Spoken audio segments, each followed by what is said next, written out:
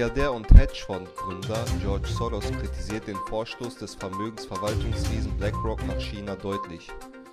Es sei ein Risiko für das Geld der Kunden und es sei obendrein eine Gefahr für die Sicherheitsinteressen der USA und der anderen Demokratien. Es ist ein tragischer Fehler, jetzt Milliarden nach China fließen zu lassen, schreibt Soros in einem Aufsatz, den er im Wall Street Journal veröffentlicht hat. Die Taliban haben nach ihrer Machtergreifung in Afghanistan erste Posten einer Übergangsregierung besetzt. An der Spitze der Interimsregierung soll Mullah Mohammed Hassan Akhund stehen, teilte Taliban-Sprecher Sabiullah Mujahid. Sein Stellvertreter soll demnach Mullah Abdul Ghani Baradar werden, bisheriger Vizechef der Taliban.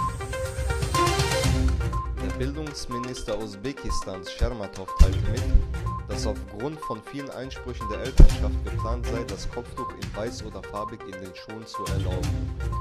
Usbekistan, welches unter dem Einfluss der Sowjets stand, verbot 1994 das Kopftuch bis heute. Yener Bonin, ein Aktivist, der Beweise für die schlechte Situation der Muslime in Ostturkestan zusammengetragen hat, wurde die Einreise nach Kasachstan verwehrt. Der russisch-amerikanische Aktivist hat eine Datenbank für Opfer der chinesischen Terrorregierung erstellt, in der ca. 25.000 Menschen erfasst sind. Zum letzten Mal hat Merkel als Kanzlerin die Automesse IAA eröffnet. Umso wichtiger sei es, so Merkel, dass wir die internationale Wettbewerbsfähigkeit unserer Wirtschaft erhalten. Deutschland soll ein attraktiver und starker Automobilstandort bleiben. Deshalb setzen wir uns für ein gemeinsames Vorgehen in der EU ein. Der europäische Emissionshandel könnte ein guter Anfang sein.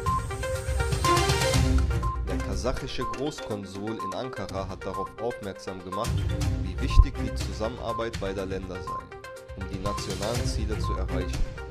Aus diesem Grund lud er türkische Investoren dazu ein, in Kasachstan zu investieren. Die schottische Regierungschefin Sturgeon will noch vor Ende 2023 ein neues Unabhängigkeitsreferendum abhalten. Unser Ziel ist es, sofern Corona es zulässt, dass es noch in der ersten Hälfte dieser Legislaturperiode vor Ende 2023 stattfindet, sagte sie in Edinburgh bei der Vorstellung der Regierungsvorhaben für das kommende Jahr.